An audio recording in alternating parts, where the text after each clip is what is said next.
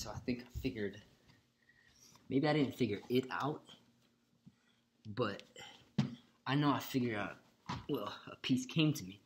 I don't know if I figured it out. A piece came to me that I've been looking for a second now. And I usually do this on my phone, but we got my laptop right now. So it's this idea of self-calibration that I think I see work like that which Abraham Hicks is doing, or Wayne Dwyer is doing, or Eckhart Tolle is doing, or even someone like Tony Robbins, who isn't more so tuned into like the spiritual realm of it, and more about the find your purpose, find your frequency, really.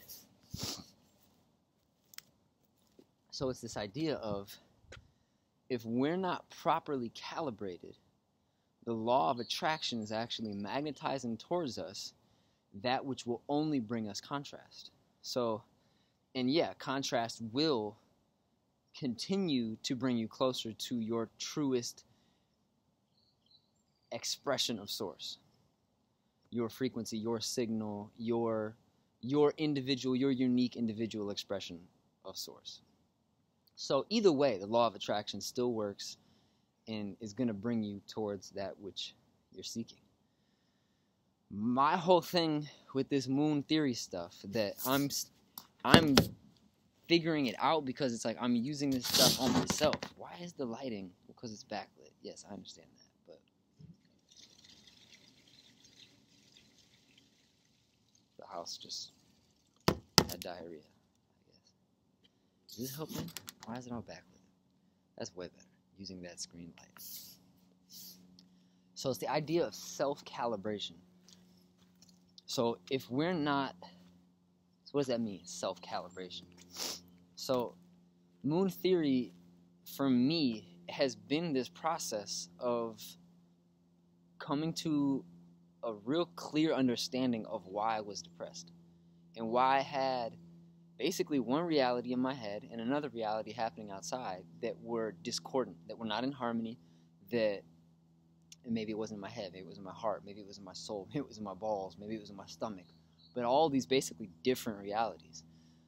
I think each one of these realities are basically, they're not, we don't physically see them. I think we do actually, in ways of manifesting. They're non-physical orbs of vibrational pattern at each energy point in the body, which is at each chakra.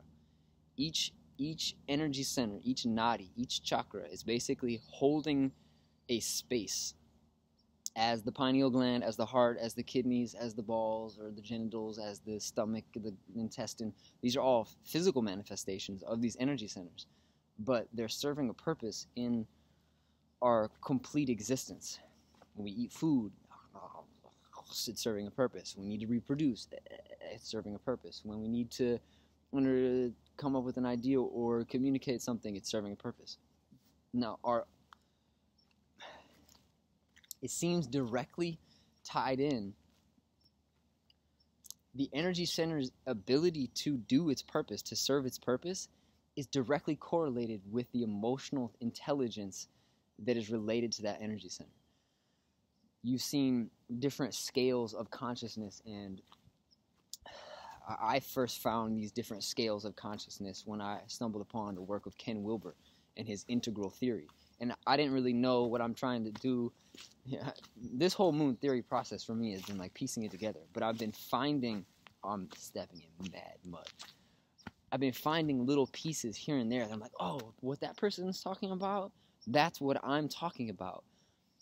But I don't have, they have life experience that basically tethers them into the experiential knowledge, and then this is what that experiential knowledge sounds like coming out of this vessel, of this human, of this channel.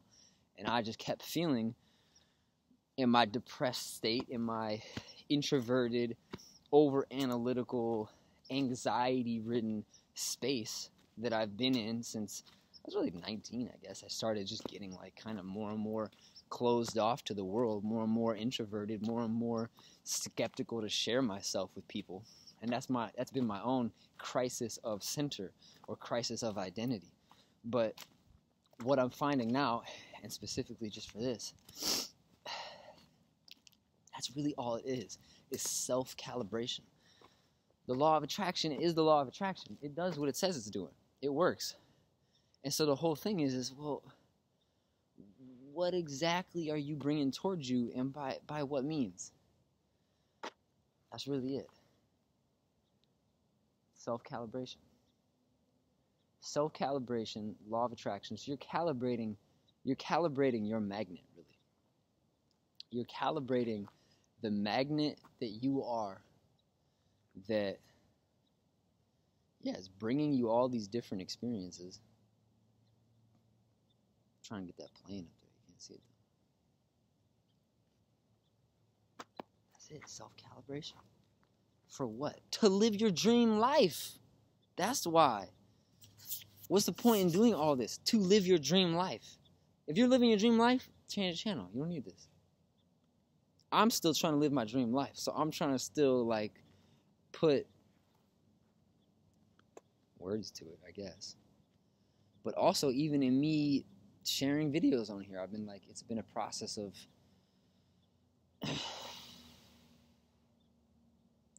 bringing awareness to my intentions in sharing videos like this, or sharing thoughts like this in the form of a video.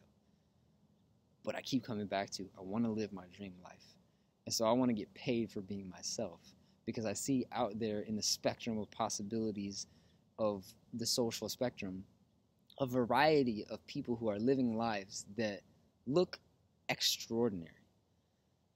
And then I see a bunch of people who live lives that look ordinary and ultimately dull and not happy. That's really it. And I'm just like, that one, or this, or that. But you know what you want. You know what is being wanted, like Abraham talks about. Because you know what you don't want, you know what you want. And that's 100% true from my experience. That's 100% true for everything I'm finding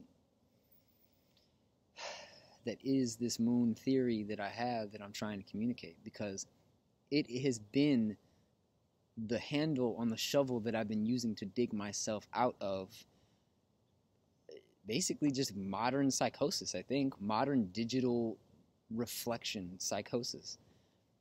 It's an identity of self. It's an identity of, it's a matter of identity. It's a issue of identity. It's an issue of center. It's an issue of every time I turn the TV on, every time I look at my phone, every time I walk outside, just walking outside, I see people who are, in my eyes, I project it onto them, but are living lives that look more desirable than my own. And so I hit the eject button, I launch out of my seat of my life, and I put vibrational and emotional equity on their life, on the person that I think I'm seeing. I don't know nothing about this person, but I'm projecting it based on their shoes and their pants and their skin color and their car that they're driving and their posture and whatever else, if I can see an aura of any kind. But I'm projecting it onto them based off my own lack, really. So everybody's doing this. This is why I feel called, one of the reasons why I feel called to share this modality that I'm calling moon theory, is because I see everybody in the same thing. Everybody in the same mental fuckery. And there's a handful of us as humans, a handful of us who have really truly found our dream life, our dream our purpose, that, as one would say, God would have it. That they're doing, it seems like, as if a bird is supposed to flap its wing, a fish is supposed to swim and breathe through its gills and be underwater. We see these people who seem to be living these lives.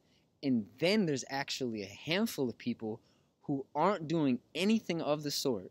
They're actually spiraling down into what is soon to become a bursting of their own flame.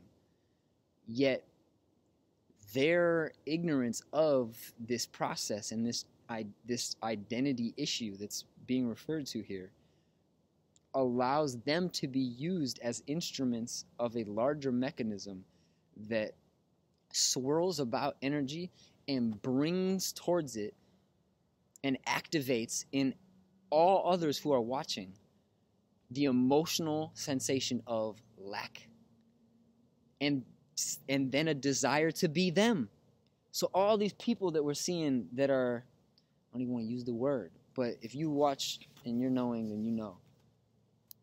Because even that word it's a reference point that swirls about energy that gets more people to want to be where they're not, and then afraid of what the implications are of a spiritual nature, because we're here in a physical world and we're like, I want to live a better life. Well, that means that your spiritual essence is referring to and looking at your physical essence and basically saying, I'm not happy with this.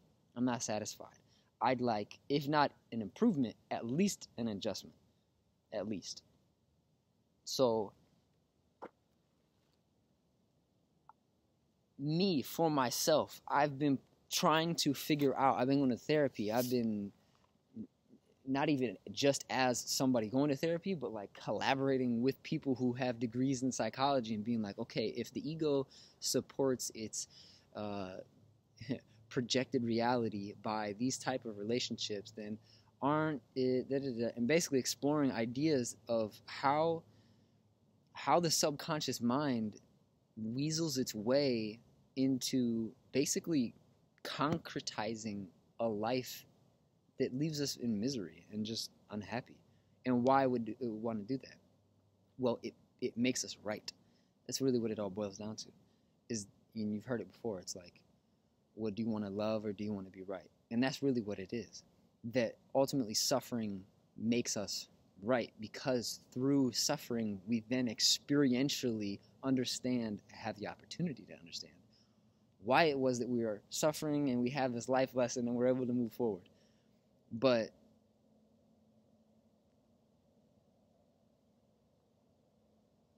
so even in me sharing this stuff, in me doing what I'm doing now, putting my thoughts into this digitized receiver and sharing, and anybody else who's seeing this, I got so tired of being depressed, and so really ultimately just totally like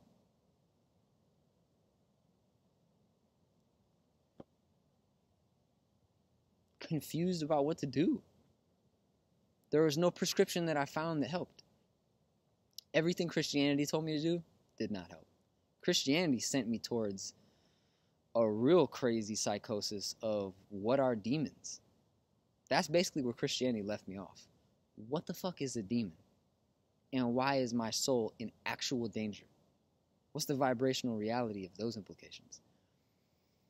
And then I find like pure psychology, and then a demon is really just a distortion of the egoic mind projecting outside of itself in essence. But then I'm like, well, but mad people in the esoteric, alchemical, occult world are like, no, beings, spiritual realm, spiritual reality, therefore demons, therefore energetic, maleficent, is that the word? Maleficent? The Angelina Jolie movie. Maleficent? I think that's the word, but it sounds weird coming out of my mouth. But like malignant, bad, not good. There is that which is not of good nature. There has to be, in order for this white and black spectrum to exist. Getting me back to where I started this thing off. What's in between white and black is neutral, is the gray, which I think the gray can be perceived as humdrum, suck-ass life that is no fun and boring, and I'm a freaking kindergarten teacher in Iowa. Blah. Or it could be seen as, my true calling in life is to work with children. I actually don't like big cities. I'm a freaking kindergarten teacher in Iowa. Yay! Totally different angle of perceiving the exact same reality. So the shades of gray truly determine one's experience of the life that you're going to experience either way. But it's your conversation about the experience while the experience is happening. And so without self-calibration, you're just narrating the movie Wrong. That's moon theory. In a nutshell. 15 minutes. Sounds good. Thanks for watching. Stay tuned.